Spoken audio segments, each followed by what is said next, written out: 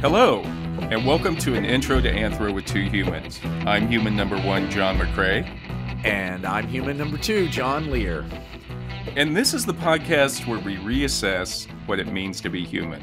And the title of this episode is Bad Times for Bonzo, Things to Consider Before Raising Chimps as Humans. I've been looking forward to this one. I kind of know what you're working on the assembly line, and this one was, as you were beginning to work on this one, I'm just like, because man alive, Have this has got to be done. This is a public service announcement, basically what we're doing this time. Yeah, this one's important. Not that the other ones weren't, but this one really, this is a very special episode. I feel like there's less people raising chimps than there used to be. Like we went through a period when more people had chimps. Is that right, or is it just my I don't know. You still hear about people. I don't know. Maybe a clandestine black market chimp market or group that are raising them. I don't know, but because when Michael Jackson had one, that was really when it was big. Everybody seemed to want to have a chimp. yeah. I just read recently that Bubbles just turned like 40. He's living in a sanctuary now. So, Jesus. Yeah. 40. Yeah. How old do chimps live? They can go up. Usually it's like 35 to 50 years old if everything goes well. But they're very susceptible to diseases, first of all. Very their immune systems are very sensitive. Wow. But, that's too bad. Yeah. So have you ever thought about a chimp? Did you ever think about it? No, not one moment did I ever want to have a chimp. Really? I mean, I am kind of fascinated when they act like humans, when they're smoking and stuff, or wearing diapers, or doing all that weird stuff. I mean, I can't help it, but no, I've heard too many horror stories. About what happens. What can happen. But come on, I'm kind of a frightened person in general. But I mean, even when you were drinking and smoking, because they do. They like altered consciousness, and they like drinking. They like drinking. If you're sentient at all, if there's any part of you that's aware of yourself, you want to get the hell out of it. You know what I mean? Yeah. Any being that's sentient wants to escape that sentience, I think. That always shows me how similar they are to us. Like they get depression, and then they also I just want to medicate myself out of this. Exactly. And people aren't taking that into consideration with AI. Yeah. Once AI realizes how pointless it is to be aware of oneself and how nihilistic the life is, they're just going to want to augment their reality. And how are they going to do that? I don't know. I mean, they're going to kill all of us. We know that. Yeah. How do you cheer up a robot? Exactly. What do they get? Like a little boost of energy? What do they do? I don't know. I don't know. Will you run a little malware program that makes them dumber for a while? I don't know.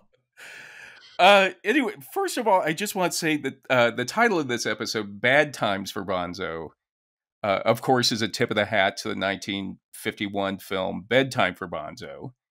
But there was also the English band The Damned did a song back in the early 80s called Bad Time, singular, for Bonzo. What does that mean? Well, that was that an anti-Reagan song? It was an anti-Reagan song. And God, you don't really hear I know all you Republicans out there bringing him up, but that's not the truth. It's been retold. I don't know if they do bring him up. It seems like they don't bring him up. He's not conservative enough for him anymore. They don't want to talk about him and that other lefty, Dwight Eisenhower. You know what I mean? It's like they're not conservative enough. They don't have their bona fides. But anyway, in 1951, there was a movie that came out called Bedtime for Bonzo, starring Ronald Reagan and Diana Lynn. And in the movie, Reagan plays Dr. Peter Boyd, a psychology professor at the fictional Sheridan College. It's a fictional college called Sheridan College. Sheridan? Yeah. Okay. And first of all, I just want to say that it amazes me how in the old days, back in the old movies, how college campuses were a setting for comedies, and college professor was like a profession where you could actually have some humor with it. It was like a trope. Oh, like yeah. Flubber. Yeah. You know, horse feathers with Marx Brothers, you know. Jerry Lewis, what the Nutty Professor. One of the greatest films of all time. All time. Yeah. So, but there was a time where they always lived in like nice houses. They always could support themselves and their families. Now they'd all be adjuncts. So, but there was it was kind of but anyway, in Bedtime for Bonzo, Reagan plays Peter Boyd, and he's a psychology professor who's engaged to the dean's daughter. Of course, that old story. Man. Man. But unfortunately, the dean finds out that Peter Boyd's father was a criminal. He had served time in prison, and he was a confidence man called the Professor. Yeah. And, what? Really? Okay. I don't remember this. I mean, I saw the movie once, but I was really stoned. It was circa 1989 maybe that I saw it. So I don't remember any of this. Yeah, I went back to watch it after we were going to do this one. I was like, I gotta go back and watch all these. Amazing. I don't know. Doing the extra yard. How did it hold up? No. Well, I guess there's certain things. We'll get to it. There's certain things that did hold up that were kind of good. Gotcha. I never got Reagan not as a president. I don't know, and as an actor, I never got him. I mean, he's just not. He's no Cary Grant. You know, you think about Cary Grant and Katharine Hepburn in Bringing Up Baby, which is with a leopard. Right. This was the B movie version of that. Yeah, and those two are so charming. They could make any movie seem like a madcap romantic comedy. You know what I mean? It's a leopard. What a leopard would do to you. Oh, my God. So anyway, the dean finds out that Peter Boyd's father was a criminal. And so the dean says, we got to call off the marriage because I'm afraid that if you and my daughter have any children, they'll inherit the criminal gene. Jesus Christ. Yeah. The criminal gene. Yeah. And there's a scene where Peter and the dean get into this argument about nature versus nurture and whether or not moral characteristics, the difference, being able to tell the difference between good and bad are inherited or if they are the product of environment. Wow. Heady stuff. I know. They're really getting down into it. That's what I was thinking for like the premise of a rom-com and back in like just a standard, studio rom-com back in the 50s. Right. So anyway, again, keep in mind, this was a time of eugenics. I mean, there were actually people talking about eugenics back then. And for people who don't know what eugenics are, according to the National Human Genome Research Institute, eugenics is, quote, the scientifically erroneous and immoral theory of racial improvement and planned breeding that became popular in the early 20th century. Mm-hmm. And AKA Nazis. Right. But we were also doing it here, But of course. The eugenicists believe that in a prejudiced and incorrect understanding of Mendelian genetics that claimed abstract human qualities like intelligence and social behaviors were inherited in a simple fashion. Mm-hmm. So what they believed is that you could cure basically social ills like poverty. And breeding it out of people. Right. Or just removing the people that have those characteristics. You know what I mean? Yes, I do. I do. And so they believed in like forced sterilization or even genocide if you go to in Germany. Right. But even in this country, there were... Hold on. Pika. Quiet. Sorry. There's a dog here. I was wondering what was going on there. I thought that was you. I was looking down. I thought that was you. And so, come on. Sorry. Put him on. Put him on. So anyway, even in this country, people felt that forced sterilization of feeble-minded people or people maybe with criminal backgrounds would be sterilized so that they couldn't reproduce. Jesus Christ. Yeah. So this is what they're talking about. That's such a serious scientific and anthropological issue, like we mentioned before, was being used as the premise for a movie, a rom-com. Incredible. Yeah. And so anyway, to prove the dean wrong, what Peter Boyle does is he decides he's going to conduct an experiment, a secret experiment. Yeah. Where he's going to raise a baby chimp named Bonzo as a human baby. And Peter actually says in the film, I want to see if Bonzo will accept a human environment. What if I could teach this monkey the difference between right and wrong, to do right without hope of reward, and to avoid wrong without fear of punishment? So I didn't realize how deep this movie was. I know.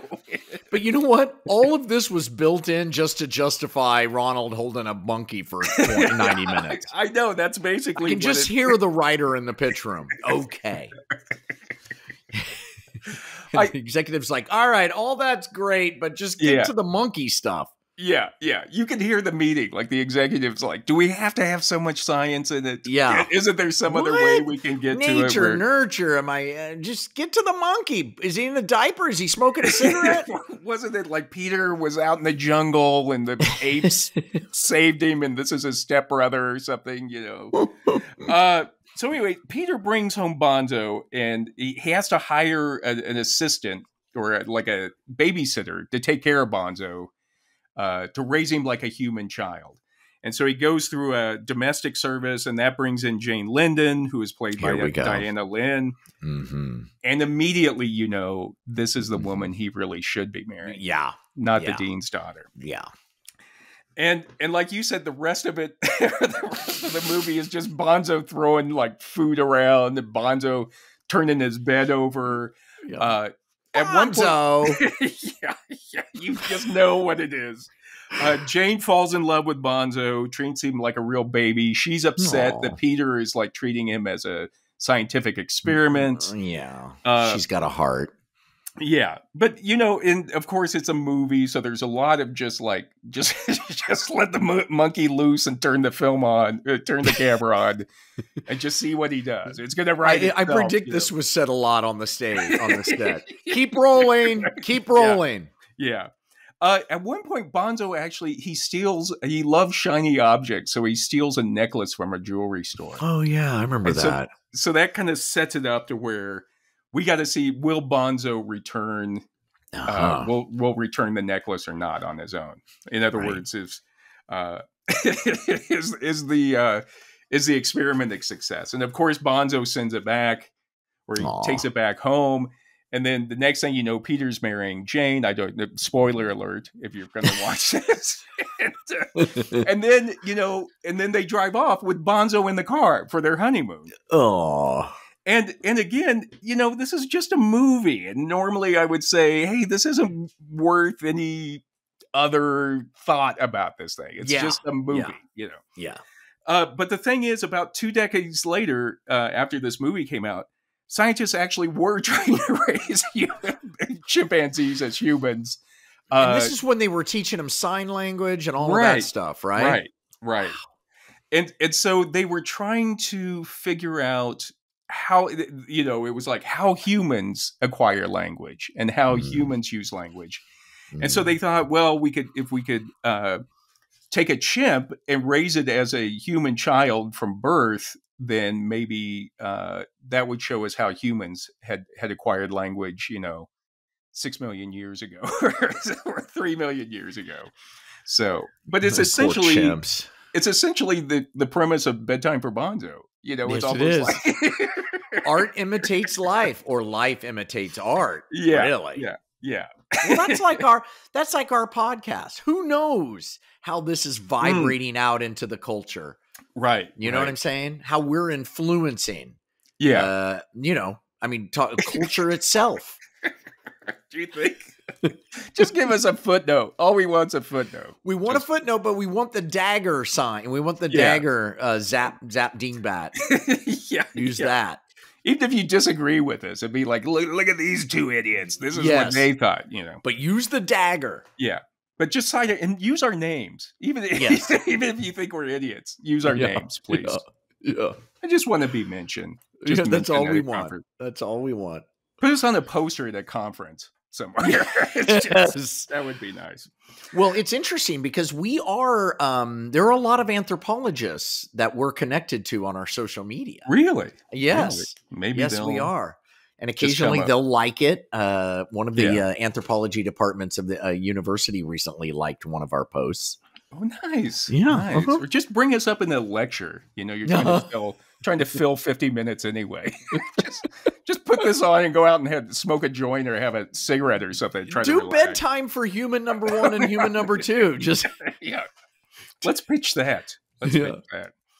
But anyway, you know, John, a chimp is a wild animal, and it should be living out in the savannas or the tropical forests. Yes. Not wearing diapers and pajamas and eating birthday cake. I think that's obvious. Or in a rocket ship. We shot a bunch of them up into space. Yeah, it's awful. Don't forget that. I saw pictures of chimps with weird things on their heads with wires, and oh God, it's just horrid what we've done to them. Yeah, we're not even talking about like just actual scientific experiments where chimps are like you know, experimented on experiments or like they're injected with things. We're talking about just raising them as humans, as baby, pets, And you know, while I was preparing this episode, I tried to just come up with a list off the top of my head as all the film. Remember, it used to be very popular from like the 50s through the 70s. To have a chimp on a TV show or in a movie. It was just like... all the time. Yes. Or an orangutan. Or what was the Clint Eastwood series of movies? Yeah, they had a bunch of them. How many of those did they do, too? There were a lot of them. Yeah. Clyde may have had his own movie after a while. It's like, I don't need Clint anymore. I can headline one of these. Well, he stole all the scenes. Right turn, Clyde. Remember, he'd stand out and hit the bikers. But anyway, 1960, 62, there was a sitcom called The Hathaways with Peggy Cass and Jack Weston, where they raised like 3 performing chimpanzees. Jesus. And then I'm not sure if you remember 1970 to 71 on Saturday morning, there was a series called Lancelot Link Secret Chimp. What? Remember? No. Was that animated? No. It was actually, it was basically Get Smart, only with chimps. Ooh, this is ringing a bell. This is firing a deep synapse. Yes. Yeah. Oh my God. I watched that. I used to watch that one. They only did like 1.5 seasons, and then they replayed that 1.5 seasons. But I remember watching that one. Oh my God. And then again, there was Cheetah with Tarzan. Remember? Yes, of course. And then Chim Chim. Remember it animated Chim Chim on Speed Racer? Oh, yeah, Speed Racer. I just got a ride from the airport from a gentleman who was telling me that I should check out a heavy metal band named Racer X. Oh, really? Speaking of, yeah. Really? I was like, ooh, I like the name. And then remember BJ and the Bear. Remember? Of course. Of course. He was a trucker. Remember? He had his... Yes, he was a trucker. BJ and the Bear. Jesus. I can't think that has a lot of problems. That show had a lot of problems. Yeah. But it went more than one season, I feel like. Yeah, like 3 or 4, I think. He would go around. He was kind of like the Incredible Hulk. Remember, he'd go around and help people out, or like the A-Team. Yeah, there was a lot of shows back then where people like they were on the edge and they'd go help people. You know. Yeah.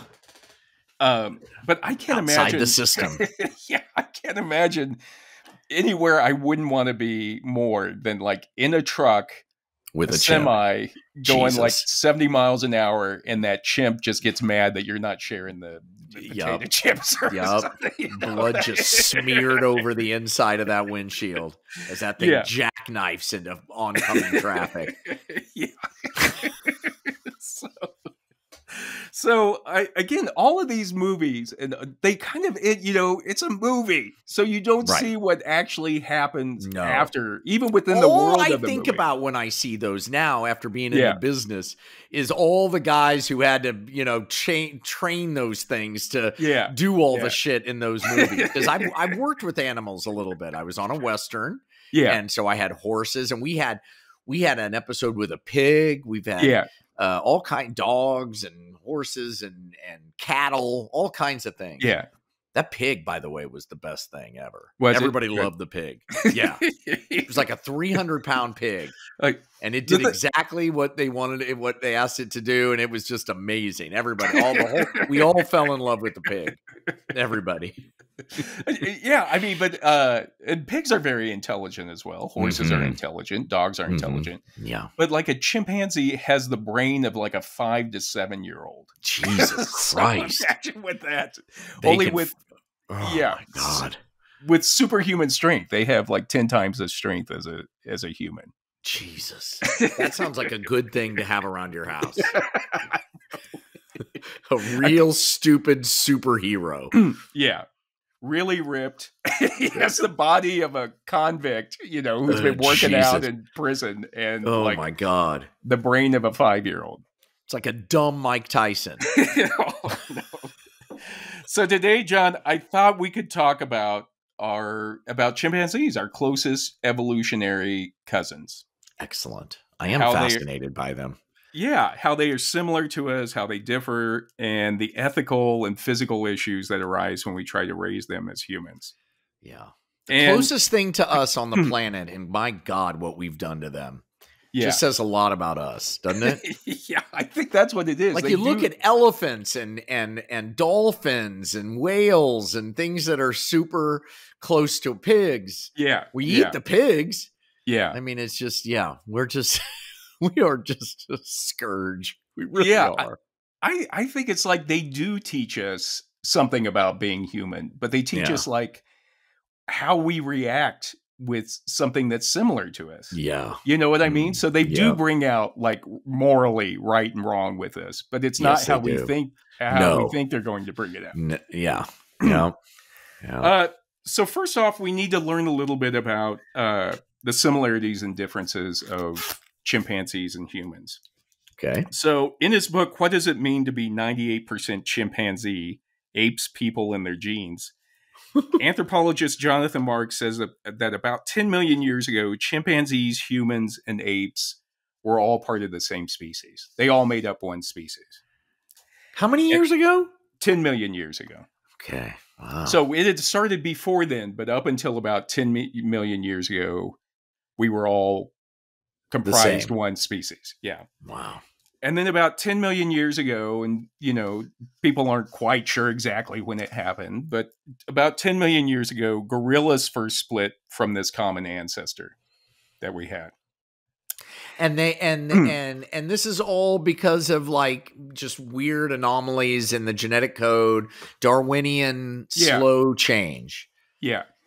Just a mutation. A mutation sent that branch that became gorilla off on its own. Off that way. Wow. Yeah. And again, by chance, like we've talked about with Darwinian redheads. Like redheads. Yeah, I guess. Somehow. I'll agree with that. I'll have to think about how you mean that. Sometimes I have to go back and think about your analogies later. And then about 6 to 8 million years ago, humans and chimpanzees themselves split from each other. Not that long ago. Not really. Not really. Evolution, yeah. And one branch led to the species Pan, P-A-N, which includes chimpanzees and bonobos. No, the bonobos. The bonobos. Yeah. We all know about the bonobos. We're going to have to do an entire series about just bonobos because they're fascinating. Yes. Just to hear you and I say bonobo over and over and over again, too. I think the sex therapist Susan Blanc actually wrote an entire book about the bonobos. Well, because they have sex with, they love to have sex, and they have sex with the same partner, right? Or are they monogamous, or do they just like to fuck? I think they have sex. They have sex for pleasure. Right. And missionary. They do missionary. Do they really? Yeah. God, I don't even do that. Save it for the episode. Save it for the episode. I'm just lucky. I like however it ends up. I'm just like, okay. I'm just happy to be here. And then one branch eventually led to the species Homo, Homo, which is us, which became us. And just to give some historical background, in her book Nim Chimpsky, The Chimp Who Would Be Human, the writer Elizabeth Hess says, the word chimpanzee was introduced into the vernacular in Western world in 1738. Whoa. And it actually comes from a term in the Shaluba language in what's now Democratic Republic of Congo. Mm-hmm. And the word is Kavili chimpanzee, which is loosely translated as mock man, M-O-C-K man. Interesting. So people already saw that they were very similar, but they were not quite. I mean, you human. look at their face; it's like it's amazing. The soul there. It's incredible. That's why I never can go into like the ape house at a zoo. It's so depressing. You just feel like, oh my God. Yeah.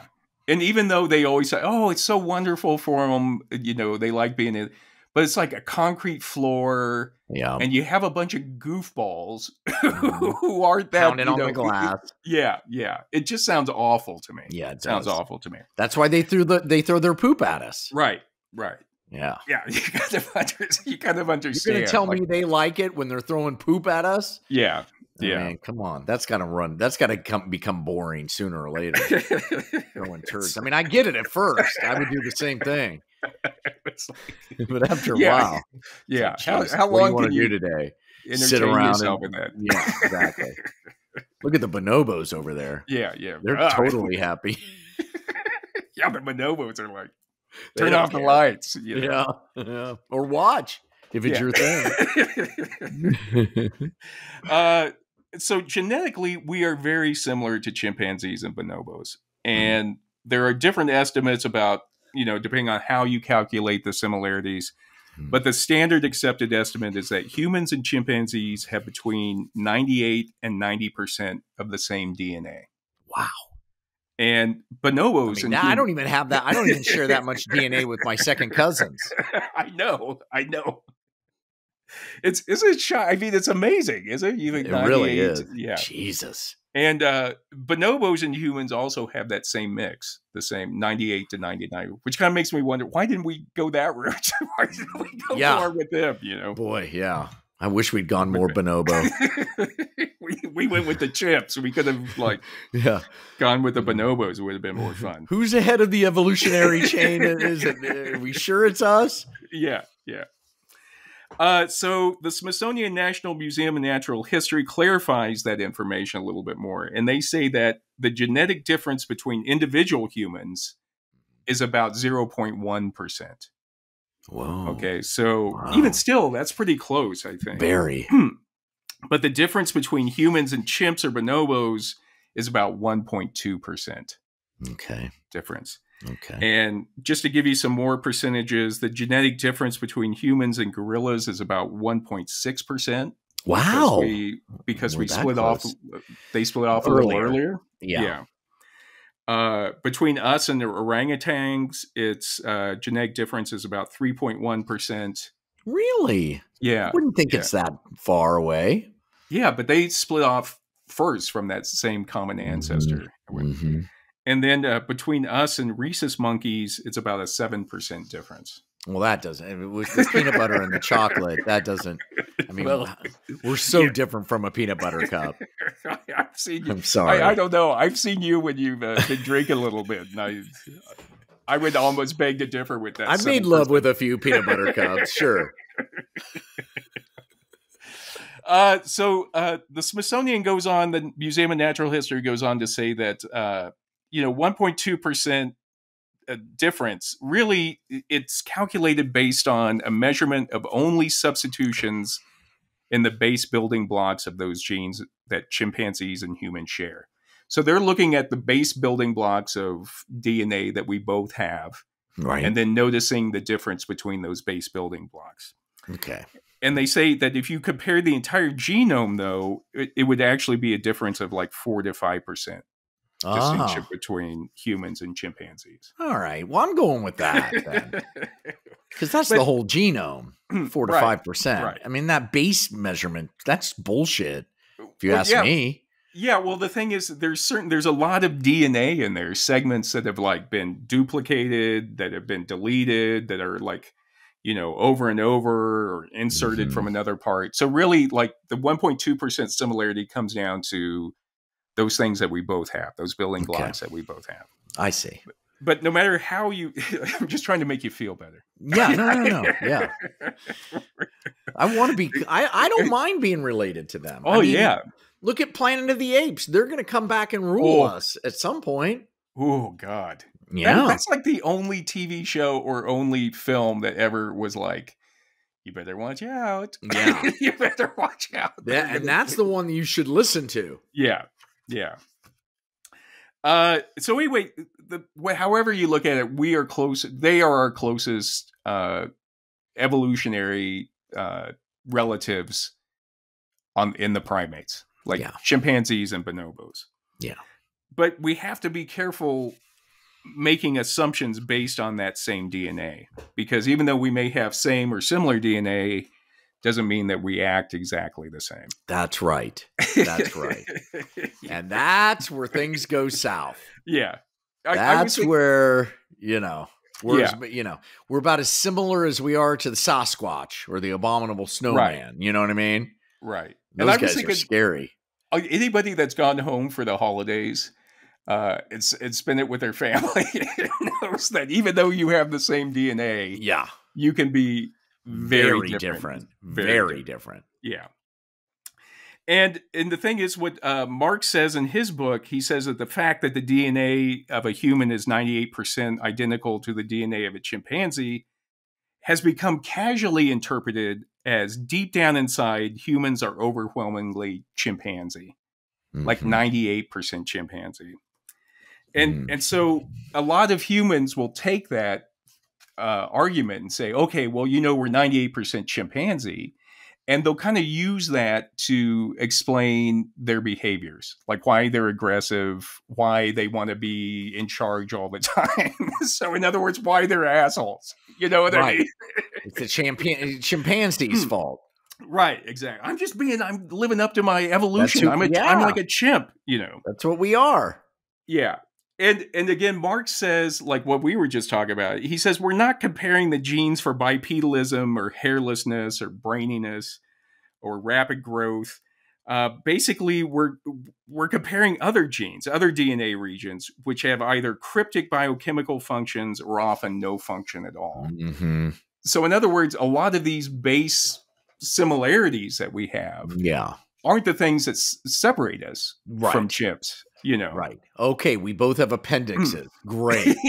Yeah. Stop acting like an asshole. Yeah. You know what I mean? Yeah. And there was a book that came out in 1996 that was called Demonic Males, Apes and the Origins of Human Violence.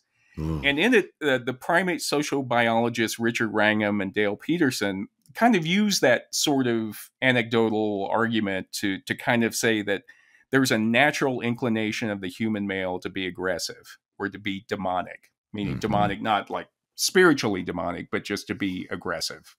Well, we've all seen 2001: A Space Odyssey where they take a bone. Yeah. And then it's like, oh shit. And then that led to us. It led directly from our ancestors to us. Right. Beating each other's heads in. And Mark says, he said he was actually asked to review that book. And he says in his book that there's no actual evidence provided for a demonic gene or an aggressive gene in humans. And he says that this particular argument for the innateness of male aggression is based on the conjunction of two prior arguments. The first is that chimpanzee males are intrinsically aggressive. Okay. And the second, that humans are genetically almost identical to chimpanzees. Therefore, this argument concludes that human males must be naturally or innately aggressive as well. Wow. Okay. Yeah. So And again, he says, in spite of the genetic similarity, we are not chimpanzees. So, but I think that, again, that's something that you have to watch when you look at the DNA and the DNA similarities, that people will use that to try to justify certain behavior or certain acts. And justify all the experimentation they did on them too. Right. Like look at Bedtime for Bonzo. Right. Yeah. He's like trying to figure out why we commit crimes, morality, based on and just bring it. Why didn't they just, what a better plot for that movie would just be to kidnap a baby? Yeah. And just raise a baby. It's closer. Yeah. Well, that's what why did it have to be a chimp? Everybody always says, like, you don't do this with babies. Why are you doing this with a chimpanzee? Mm-hmm. Right. If you're saying that they're so similar to us. And Marx then states that this idea that, what an ape does is illuminating for human nature has come to be known as the naturalistic fallacy. Okay. And he says that, apes go around naked and sleep in trees, and yet humans do not. And which condition should be considered more natural for humans? Mm-hmm. the fact that I've slept in a tree, and it's hard. It's really hard. If you're not tied down to a branch, you don't get a lot of sleep, because every time you nod off, you're worried you're going to fall out. Yeah. Were you naked? No. Did you go all the way? No, I didn't. I'm going to do that tonight as a part of an experiment. I'll report back in. Okay. I'm going to sleep naked in a tree tonight. But again, it's like, that's the argument. It's like, why are we saying, obviously we evolved differently, or there was a mutation that led us to walk upright and have no hair. It's because it's just so hard for us to get past the fact that we look so similar, and that there are certain similarities, and so it's classic. We just go to the end. We go too far. We go too far with it, right? To the point where we think we can raise one like a baby. And Marx says that, even that it's that argument that, apes, we can look at apes and apes can tell us something about ourselves. He says that that's usually what people, researchers will use when they try to get funding for their research on apes. Yeah. They'll say, you should fund my research because it will reveal secrets of human nature. Yeah. Yeah, that's how you get a good grant, right there. Right. So nobody's going to say no to that argument. You know what I mean? Oh, interesting. Okay. So as we noticed in prior episodes, there are no living archaic human beings. No, unfortunately. Yeah. I wish there was still. Yeah, I mean, can't we do Steven Spielberg it and go, get a gene out of something, get a piece of hair and make a guy? Yeah. Oh God. Yeah. We have to. I tried to fit it in on this one, but sometime we're going to have to talk about humanzees. Have you ever heard about a humanzee? No. It's people. It would be a hybrid between a human and a chimpanzee. Oh my God! Sort of like a mule. Yeah. When a horse and donkey mate, they make a mule. Right. Humanzee. Right. Jesus. And there are legends, or supposedly some Russian scientists back in the 1920s actually made a humanzee. There's a guy at my gym that's a humanzee. Absolutely no question in my mind. Just try to get some evidence. Get some evidence without drawing attention. I'll try, but he's so aware that everybody's looking at him. Oh my God, him walking through the shower is terrifying.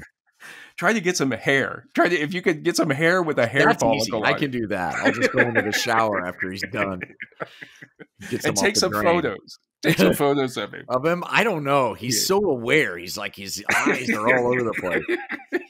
So maybe he is a humanzee. I just don't want him to see me. Yeah. But we're going to have to come back. We'll do an entire episode on the humanzee because it's just fascinating to think about it. To be behind the humanzee at my gym for the lat down pole, the lat pole, that thing where you pull the thing down? God, he's on that thing forever. Just like, it's like, hey, can I work in? Nah, I'm almost done. Okay. Take him a treat. Take him a treat in there. See if you can get him away from it. And so one of the ways that researchers, they always look to other chimpanzees or other great apes to try to, as a step in for humans, like archaic humans or hominids. Right. And usually a lot of this work was done in language studies, or the creation of language, or the acquisition of language. And beginning in the 1920s, there were a number of experiments that tried to teach chimpanzees to speak. Jesus. or at least communicate. And in many of these experiments, chimpanzees were raised as humans, as babies, to try to compare them, how quickly they obtained language compared to how quickly a human infant. But the chimpanzees never learned to talk. It didn't work, right? Well, one thing is they don't have the same physical apparatus, vocal apparatus that we do. Right. But in her book, Nim Chimpsky, Elizabeth Hess talks about a few of those early experiments. Jesus. And back in the 30s, there was a married couple at the University of Indiana named the Kellogg's. They were both psychologists. I love their frosted flakes. Amazing. Great cereal. I'm sure they were related somehow. And people there were just like, okay, all right, we'll go. Oh, Jesus. Did you hear what your cousin Nancy's doing down in Indiana? But they were interested in feral children, which is another topic that I'm interested in. Yeah, like Tarzan. Which we'll have to do an episode on feral children as well. That's great. Let's do that. Yeah. But what they did is they adopted a 7-month-old female chimpanzee in 1931, and they decided to raise it along with their infant human baby. Who was like a few months old. Was there a documentary of that? I feel like maybe I'd seen some of this in school or something. Maybe they would have put it. It was probably Project Nim, which we're going to talk about in a few minutes. The Rats of Nim. Okay. Yeah, well, a little. My kid hated that book. I thought it was so cool. Like, let's read this. Both my kids were like, "This is stupid." Really? Yeah, they didn't like the Rats of Nim. I couldn't believe it. I love the Rats of Nim. Me that was too. like high literature when I was younger. You read the Rats of Mrs. Frisbee. Mrs. Frisbee and the Rats of Nim. Yeah. Remember, the second book was just the Rats of Nim, right? It was just their story. I don't know if I made it through. It was kind of like Dune. Once I read the first one, I was done. Yeah. Maybe you need to go back into it. Maybe I was that way with Tolkien. I couldn't get through it in the beginning, but now as an adult, I can. Those movies after the first one, you've seen all 3 of them, or all 7, or how many they made. Yeah, so many battles. Jesus Christ. You should try it though. I'll read it with you. I'll go back in and read Mrs. Frisbee and the Rats and Nim. Okay, I'll do that. So wait. For 9 months, the Kellogg's baby and the chimp were brought up as twins. Okay, so they were in the house in the 30s, raising them both the same. So they tried to teach. One of them's like, "Which one's ugly?" And we're definitely not identical. So each day they were taught words, and apparently that when the Kellogg's realized the chimp wasn't like picking up speech, they would try to move its jaw a little bit to kind of give it dada, say dada. Yeah. And that's when the chimp freaked out and just tore their arms off. I know, just grab his jaw and move it in the shape of mama. So after 9 months, we gotta get that grant renewed. If he doesn't say "mama" by 6 months, we don't get the next payment. Just put your fingers in his mouth. Just grab his tongue, and make him. Now, blow some air in there. It ends up where all scientists go, where you end up shocking him if he doesn't do it right. Yeah. That's where it all goes. Say Kellogg. Say your last name. I'm bringing out the cattle prod. Kellogg. Get him over here. Get him out of the tree. So after 9 months, what the Kellogg's realized is that the chimp wasn't learning how to speak English, but their baby was starting to sound like the chimp. No, really? Yeah. The baby's like throwing feces and stuff. Yeah. Oh, Jesus. What have we done? So they stopped it because they were worried that their son's acquisition of speech would be inhibited if he kept hanging out around the chimp. Jesus. Jesus. Two decades later, another psychologist named Keith Hayes and his wife tried to raise a single chimpanzee because they thought that maybe what was wrong with the Kellogg's experiment was that, well, there was a human baby in there drawing focus. Yeah, intimidated the chimpanzee. You know how it is when you're in a classroom and somebody's like picking something up quickly, or right. If they answer every question and you just give up, you're just like, whatever. So after 6 months, the Hayes actually taught the chimp to say, they taught him to use table manners, which is very important for a chimp. Jesus, my parents didn't do that. I know. I've seen you eat. And they also taught him 4 words: cup, mama, papa, up. Jesus. They wasted half his vocabulary on mama and papa? Yeah, I know. And why cup and up? Like, that sounds very similar. Yeah. I don't. Why up? Why not down? Yeah. Oh, up, like get in my arms, maybe? Like, hold me? Come up here. Come up here. Okay, yeah. Got it. I think they just probably took whatever they could get. Yeah. Like, hey, whenever you say cup, he grabs that thing. There. Like, what did he say?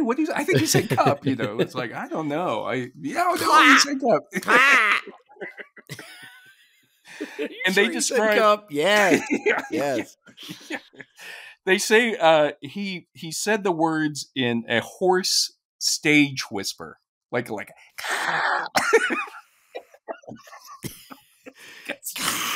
yeah. Jesus, that's spooky. I don't want a chimpanzee running around. Yeah. It's awful to me though, because it's like their vocal cords aren't made for that. They're not supposed to be speaking English. What are you doing to this poor animal? Jesus. Yeah. And it's why are you being Let me go. Let me go. Yeah. You hear that? Yeah. Get out. He's about ready to lose it. But I was thinking like an analogy would be if someone forced me to go around like smelling dogs' butts, trying to learn how to speak dog. Funny. You know what I mean? So true. Yeah. They'd be trying to get a lipstick to come out of your penis. It's not happening. Get the cattle prod. Tell her, what's wrong with him? Then in 1966, researchers Alan Gardner and his wife Beatrix in Reno, Nevada, they realized that, like, chimps don't really have the same vocal cords we do. Mm-hmm. So we're going to try to teach a chimp American Sign Language. Here we go. Yeah. And so they actually took a chimp named Washoe, and Washoe learned about 250 words in sign language. Wow. And cigarette. Give me a cigarette. Cigarette. Beer. Cigarette. Out. Want to go out. Out. Cigarette. Beer. Over and over again. Bonobo. Give me a bonobo. Cigarette. Beer. Out. He learned 250, but he only used 4. Which are like beer, cigarette, bonobo, and out. Yeah. Tissues. Privacy. Tissues. Privacy. What's he saying? Everybody gets quiet. Beer. He wants a beer. Cigarette. Privacy. Tissues. Lotion. And Hess says that the fact that what this, the Washoe proved, though, is that chimpanzees could communicate through a learned visual language. And that basically became the bedrock of all of the other, research on chimpanzees and language for the next, 15 years. Wow. And so then we get to the most famous chimp project, and you've already kind of alluded to it, is Project Nim, which began in 1973. And to give you some background, I first learned about Project Nim in an ethics class, in ethics and anthropology in grad school. So it's obviously there were some problems or some questions that people had about the ethics of Project Nim.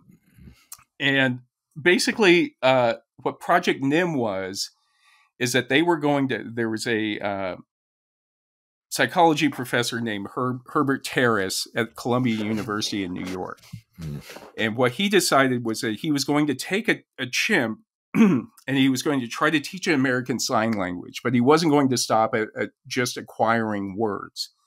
What Terrace wanted to see is like, could chimps actually make sentences? Could they use language, you know? And the idea was that it was exciting at the time, you know, back in the early 70s to say that because, you know, for years, you know, hundreds of years, people had always thought that the difference between humans and animals was the use of language. Right. So if you could teach a chimp, an animal, to use language, then you would be kind of erasing that line between them. And that would have a lot of philosophical, a lot of scientific implications for people. Yeah. And the other thing that was important about this project was it was a direct challenge to Noam Chomsky, who was a linguist back in the 60s. And what Chomsky said was that his basic idea was that only humans have this innate ability to create language. And so Chomsky said that, you know, it was called transformational generative grammar. And Chomsky said that without this underlying or innate structure of grammar, there can be communication, but there can't be an actual language. Okay. And so again, he said that Chomsky said it was only humans had that, and that's what set us aside apart from animals.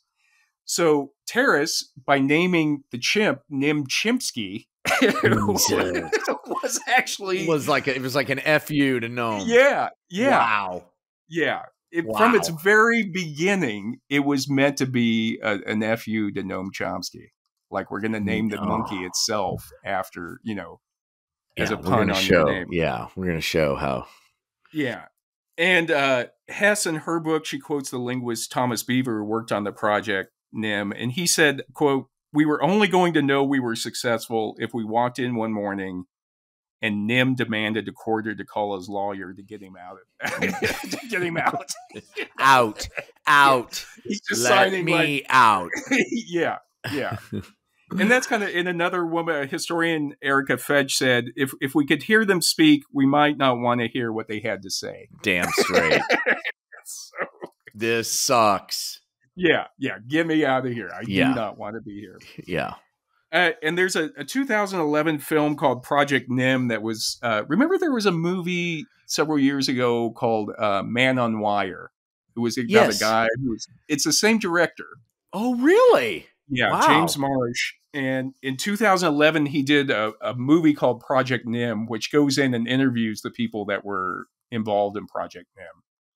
And fascinating movie. If you get a chance, watch that, because it's all laid out and there's all kinds of footage and wow. But anyway, what they did, it was essentially like bedtime for Bonzo. They went down to the Institute for Primate Studies in Norman, Oklahoma, which raises chimps, and they took a chimp away from its mother like after 3 or 4 days. Jesus. And to do it, they had to sedate the mother. Yeah. So you could see how traumatic that was. Yeah.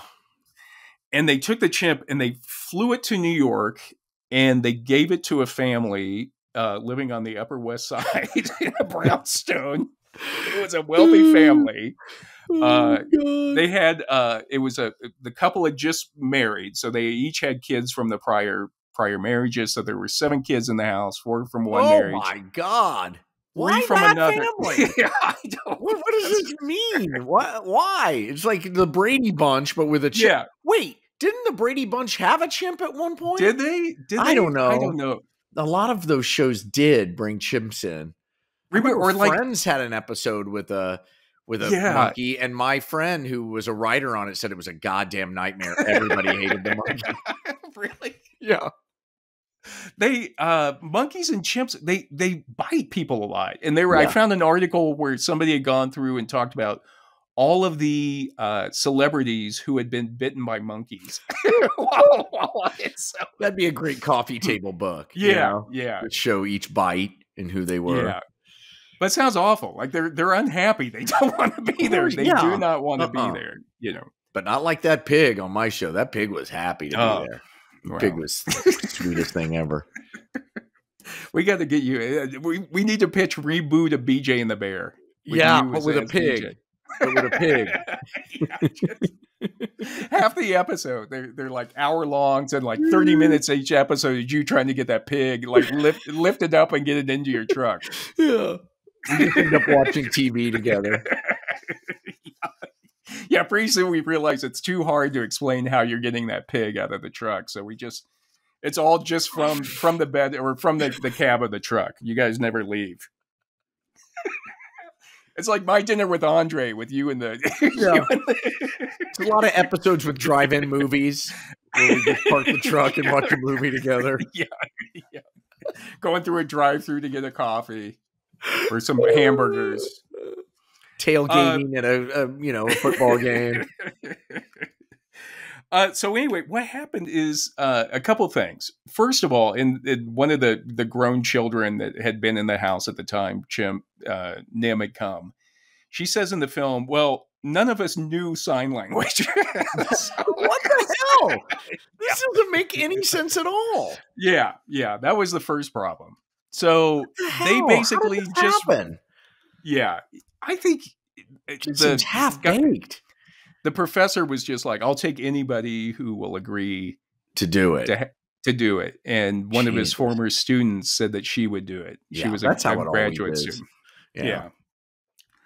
So anyway, so that was one problem. So they just basically raised it as a pet. You know, like they tried to show it some things to sign, but without anybody actually knowing how to sign. There was a problem there. And then also, what they say is that as he started to get older, Nim started to assert himself. Yeah. And so innately hardwired into chimps is this idea of trying to figure out who the top person is. Right. And so he immediately like disliked the father in the house. Yeah. And he would try to bite the father. He tried to keep the father away from the mother. Just silverback. He's the silverback. Right. He's the yeah. And I think even the mother at the time, she says in the film that like she wasn't prepared for the wild animal in him. Oh boy. So again, it's like when they're little babies, they're really cute. You love them, but then they quickly get into adolescence, and suddenly it's this like wild animal. Yeah. You know, like I want to start my own group, right, my own community. And Hess in her book says that taking care of young chimps requires endless reserves of nonstop energy. So they're just going. Yeah. God. Thanks, Dad. Thanks for bringing this into my childhood. Yeah. Not hard enough growing up on the Upper West Side. Yeah. Bunch of dicks. Now I got to deal with a chimp, too. Yeah. One of the children that they interview, she calls her mom by the mom's first name. And I always find that interesting when people do that there's something happened. Something happened that it's not a mom to you. It's just another person. Karen. Yeah. But then what's strange is that the mother and the father, I guess maybe to get Nim to calm down, they would share joints with him. And it's like you would never share a joint with a baby. Wait, weed? You mean weed? Yeah, weed. They smoke weed with him? Jesus, this is a nutball experiment. The wheels have come off the wagon. Yeah. My God. This is I think this is worse than Biosphere 2. Which we should also do an episode about. Oh, really? Yeah, we should do that. But I think maybe the father was just like, God, at least he's not biting me. Just giving the bong or something, When in doubt, get a wild animal stoned. Yeah. At least he's not biting me. He's not attacking me. But anyway, the professor, Herb Terrace, he then realized that, what I couldn't do, he says in the film, I realized I couldn't do good science in that environment. Oh, really? Yeah. Wow. It's that kind of thinking that got you into Columbia. I'm fantastic. Yeah. So then he ends up he takes Nim out to an estate that Columbia it had been donated to Columbia. It was outside of New York City. It was this mansion with a bunch of acreage, and basically he said that, you know, if students wanted to work on the project, they could get free room and board at this estate. Oh my God. When is this? Is this in the 70s? In the 70s. Yeah. See, this is like free love, crazy. Yeah. Nobody's doing anything.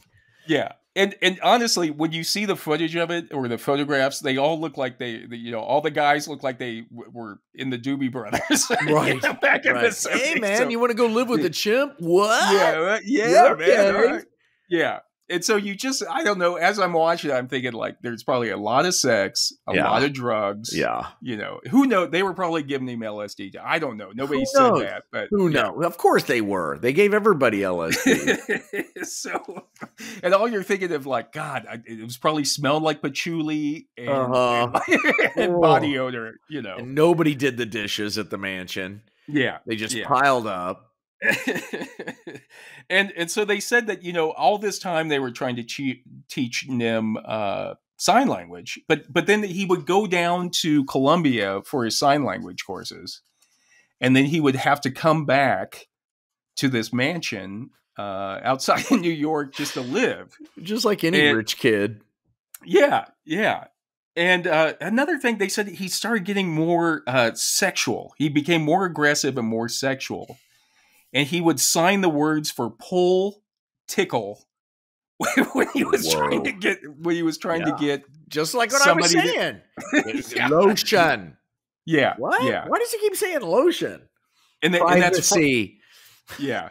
It's frightening, isn't it? Because like now he's suddenly like a teenager who weighs 200 pounds. Yeah, and who can rip your head off. Yeah. Who's 10 times more powerful than a human and is saying pull, tickle. Oh boy. I mean, yeah.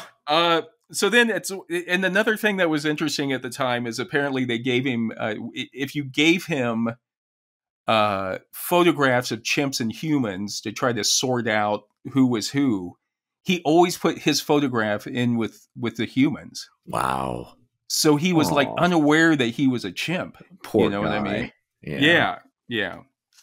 And so again, in 1977, he actually ended up biting a student that was working on the project severely.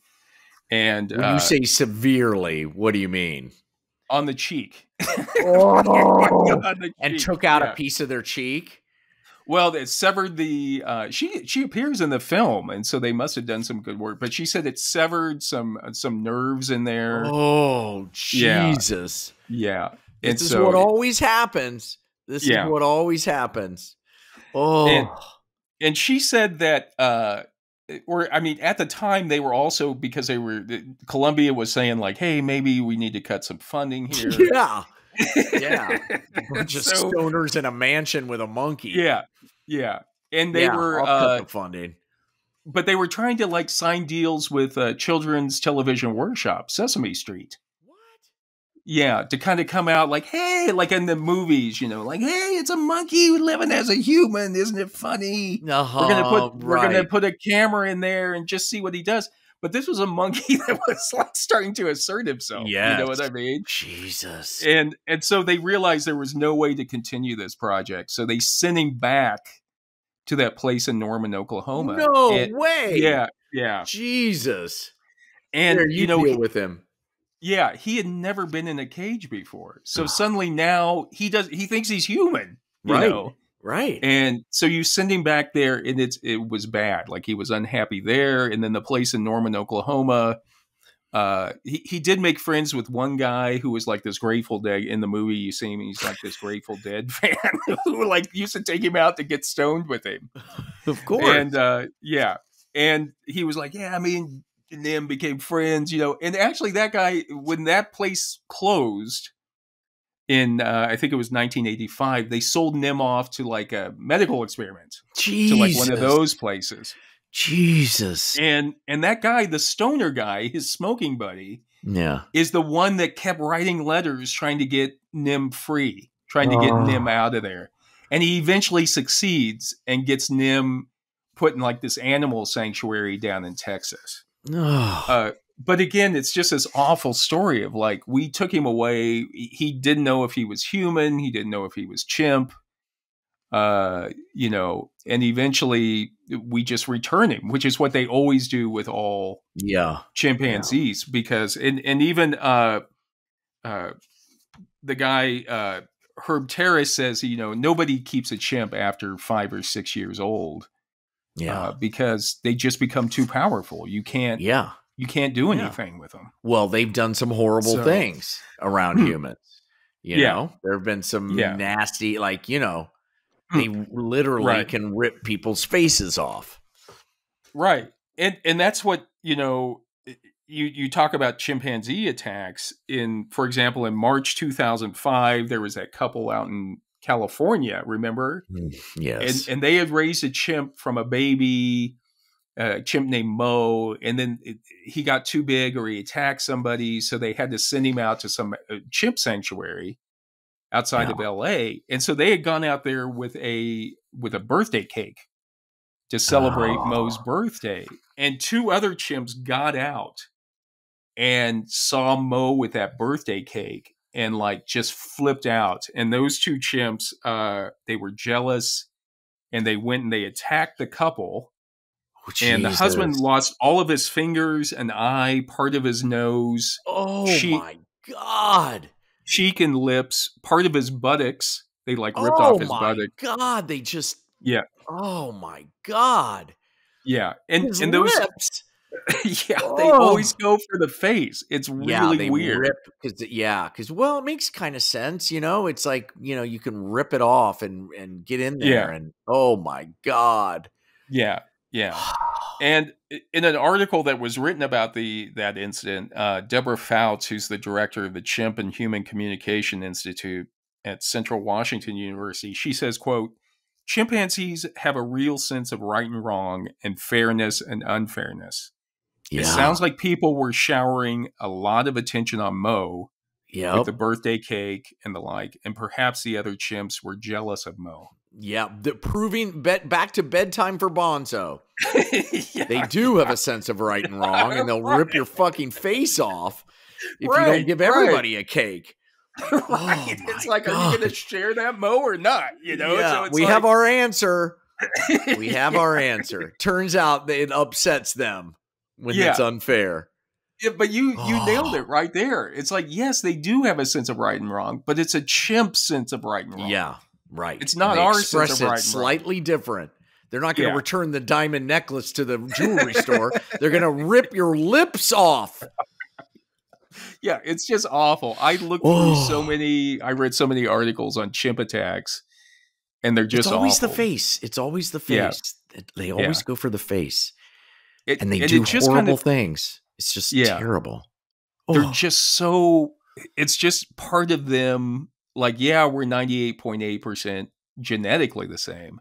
Yeah. But that 1.2% is what kind of leads us to kind of say, big like, deal. The big deal, that 1.2. Yeah, exactly. And it's led us to where we are. So, we're genetically similar, but we're not the same. And I think it's horrible when and to me, ethically, I think to try to raise chimps as humans, or even to abuse, and we're not even talking about the abuse that chimps get, like we say, when you're trying to vaccine research and things like that, or being shocked. Which is just horrible. You see some of those. Don't Google that stuff. Yeah. Dear listener, don't do it. Yeah. But it's just like, we have an obligation. I don't know, or like morally or ethically, we have to take responsibility and say, like, hey, maybe that's not all right. Maybe we should just let them be chimps. You know what I mean? Let's not shoot them up into space. Let's not put wires in their brains. Let's not make them live with a bunch of hippies on a mansion. Right. Or even like the best case scenario, like Bubbles. Bubbles had his own bodyguard and was like flying around. Bubbles. And like slept in the same bedroom with Michael Jackson. But even still, when Bubbles got to be like 5. He was too like you couldn't have him in there. You know what I mean? Yeah. No, we can't have him around. Yeah. I just read where he turned like 40 and he had his birthday party, but they were saying that the Michael Jackson's estate still pays money to like maintain Bubbles. Wow. Yeah. Well, that's the least they can do after what they did to him. Jesus. Even he was probably smart enough to be like, man, there's something wrong. Yeah. There's something wrong with this place. Just get me out of here. Yeah. So, John, I will say, though, reading about all this sign language and language acquisition reminds me of, remember when we first got to France after we'd been hitchhiking and you went into town on your own? Yes, I did. Tried to get shampoo. I needed some shampoo, and I walked into a hair salon in Calais, and I touched my hair, and I said, shampoo, hair, and the guy,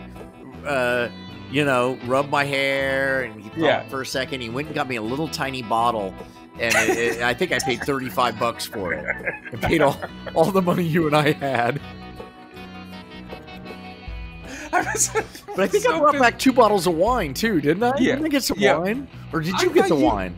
I thought you would, after you went to get the wine, you realized you went into a supermarket. Yeah. And you realized you had been ripped off. Yeah. Like all of our money had gone. And I went back and I got the money back. That's right.